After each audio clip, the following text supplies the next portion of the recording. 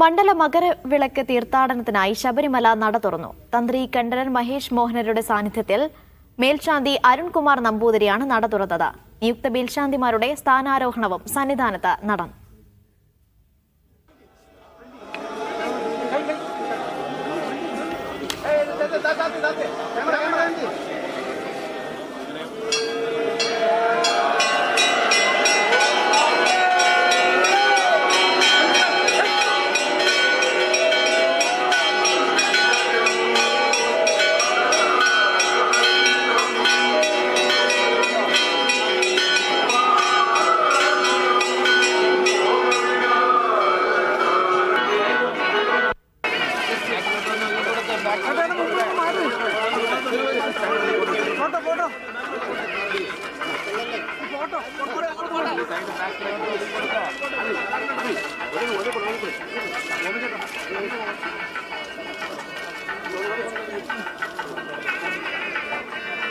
നന്ദുഷ വിവരങ്ങൾ നൽകാനായി ചേരുന്നുണ്ട് സന്നിധാനത്ത് നിന്ന്. നന്ദുഷ, നേരത്തെ വലിയ തിരക്കായിരുന്നു നട തുറക്കുന്ന സമയത്തൊക്കെ കണ്ടത്. ഇപ്പോഴും ആ തിരക്ക് തുടരുന്നുണ്ടോ? ഒപ്പം ഇന്നത്തെ ചടങ്ങുകളൊക്കെ പൂർത്തിയായിട്ടുണ്ടോ?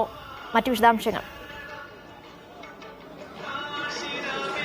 അനീഷ, ഇന്നത്തെ ഏറ്റവും പ്രധാനപ്പെട്ട ചടങ്ങ് പുതിയ, അതായത് നിയുക്ത മേൽശാന്തിമാർക്ക് ആചാരപ്രകാരം ആ ചടങ്ങുകൾ പൂർത്തീകരിക്കുക എന്നുള്ളതാണ്. കാര്യം നറുക്കെടുപ്പിലൂടെ പുതിയ മേൽശാന്തിമാരെ തെരഞ്ഞെടുത്തെങ്കിൽ പോലും അവരെ ശബരിമല ശ്രീകോവിലിലേക്ക് എത്തിച്ച് ഔദ്യോഗികമായി അധികാരം കൈമാറുന്ന, അയ്യപ്പനെ പൂജിക്കാനുള്ള അധികാരം കൈമാറുന്ന ആ ചടങ്ങുകൾ ഇന്നാണ് നടന്നത്. 18-ാം പടിക്ക് താഴെ കാത്തുനിന്ന പുതിയ നിയുക്ത മേൽശാന്തിമാരെ നിലവിലെ മേൽശാന്തിയായ അരുൺകുമാർ നമ്പൂതിരി എത്തി കൈപിടിച്ച് സ്വീകരിച്ച് 18-ാം പടിയിൽ ഒരുമിച്ച് നടന്നാണ് ശ്രീകോവിലേക്ക് ഈ നിലവിലെ മേൽശാന്തിയും നിയുക്ത മേൽശാന്തിമാരും ഒപ്പം എത്തിയത്. ഇതേ സമാനമായ രീതിയിൽ തന്നെയായിരുന്നു മാളികപ്പുറം ക്ഷേത്രത്തിലെയും നിയുക്ത മേൽശാന്തിമാരുടെ അവരോധ ചടങ്ങുകൾ നടന്നത്. ഏതായാലും വളരെ ഭംഗിയായി തന്നെ ഈ ചടങ്ങുകളൊക്കെ പൂർത്തീകരിച്ചിട്ടുണ്ട്.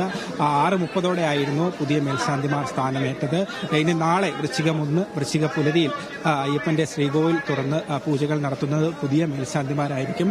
പ്രസാദ് നമ്പൂതിരിയാണ് ശബരിമലയിലെ മേൽശാന്തിയായി തെരഞ്ഞെടുക്കപ്പെട്ടത്. അതോടൊപ്പം കൊല്ലം സ്വദേശിയായ മനു നമ്പൂതിരിയാണ് മാളികപ്പുറത്തെ മേൽശാന്തിയായി തെരഞ്ഞെടുക്കപ്പെട്ടത്. വിവിധ മേഖലകളിൽ നിന്നുള്ള മേഖലകൾ കഴിവ് തെളിയിച്ചിട്ടുള്ള വിവിധ ആളുകൾ ഇന്ന് ശബരിമലയിലേക്ക് എത്തിയിരുന്നു. ഇതിൽ ഏറ്റവും പ്രധാനപ്പെട്ട കാര്യം കാനനപാതയുടെ ഒരുക്കങ്ങൾ വിലയിരുത്താനായി ഇടുക്കി ജില്ലാ കളക്ടറും സംഘവും കാനനപാത വഴി സഞ്ചരിച്ചു തന്നെയാണ് ശബരിമലയിലേക്ക് എത്തിയത്. അത് ഒരു അപൂർവമായ കാഴ്ചയായി മാറി. കാനനപാതയിലെ അടിസ്ഥാന സൗകര്യങ്ങൾ പരിശോധിക്കാൻ വേണ്ടിയായിരുന്നു അദ്ദേഹം അവിടേക്ക് എത്തിയതോടൊപ്പം മകരവിളക്ക് ദിവസം കാനനപാത വഴി ശബരിമലയിലേക്ക് കടക്കാൻ ഭക്തരെ അനുവദിക്കുന്നില്ല എന്നുള്ള ഒരു കാര്യം കൂടി അദ്ദേഹം ഇന്ന് പറയുകയുണ്ടായി. ഏതായാലും സന്നിധാനത്ത് വളരെ വലിയ ഭക്തജന തിരക്കാണ് നിലവിൽ അനുഭവപ്പെട്ടുകൊണ്ടിരിക്കുന്നത്. ഇന്നലെ മുതൽ തന്നെ പമ്പ നടപ്പന്തലും അതോടൊപ്പം സന്നിധാനത്തെ നടപ്പന്തലുമൊക്കെ നിറഞ്ഞു കവിഞ്ഞ ഒരു കാഴ്ചയാണ് കണ്ടത്.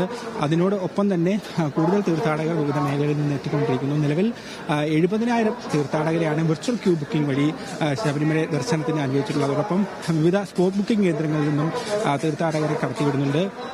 പന്തളം, പമ്പ, സത്രം, വണ്ടിപ്പെരിയാറിലെ സത്രം എന്നീ മേഖലകളിലാണ് നിലവിൽ സ്പോട്ട് ബുക്കിംഗ് കേന്ദ്രങ്ങൾ ഒരുക്കിയിട്ടുള്ളത്. അതോടൊപ്പം ചെങ്ങന്നൂരിലും സ്പോട്ട് ബുക്കിങ്ങിനുള്ള സൗകര്യം ഒരുക്കിയിട്ടുണ്ട്.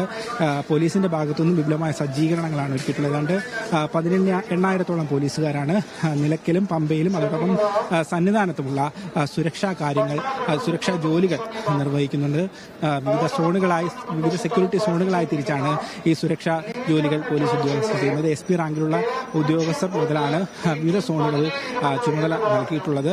ഏതായാലും വിപുലമായ സൗകര്യങ്ങളാണ് ഈ തവണത്തെ മണ്ഡല മകരവിളക്ക് മഹോത്സവത്തോടനുബന്ധിച്ച് ശബരിമലയിലും അതോടൊപ്പം നിലയ്ക്കൽ, പമ്പ എന്നീ മേഖലകളിലും വണ്ടിപ്പെരിയാറിലെ സത്രം മേഖലയിലുമൊക്കെയായി ഒരുക്കിയിരിക്കുന്നത്. അതോടൊപ്പം ചെറിയ പരാതികളും ഇവിടെ ഉയരുന്നുണ്ട്. ഇപ്പോൾ കയറി വന്ന ചില ഭക്തർക്ക് ശബരിമല സ്വാമിയപ്പ റോഡിന്റെ സമീപത്തൂടെ എത്തിയപ്പോൾ വൈദ്യുതി ബന്ധം വിച്ഛേദിക്കപ്പെടുകയും അവിടെ വെളിച്ചം ഇല്ലാത്തൊരവസ്ഥയും ഒക്കെ ഉണ്ടായി എന്നുള്ളൊരു പരാതിയും ഉണ്ടായി. ആ പരാതി ഉടൻ തന്നെ പരിഹരിക്കപ്പെട്ടു എന്നാണ് മനസ്സിലാക്കുന്നത്. ഏതായാലും നാളെ 1 ഈ വർഷത്തെ മണ്ഡല ഉത്സവകാലം നാളെ തുടങ്ങുകയാണ്. അനീഷ, നന്ദുഷയാണ് സന്നിധാനത്ത് നിന്ന് വിവരങ്ങൾ നൽകിയത്.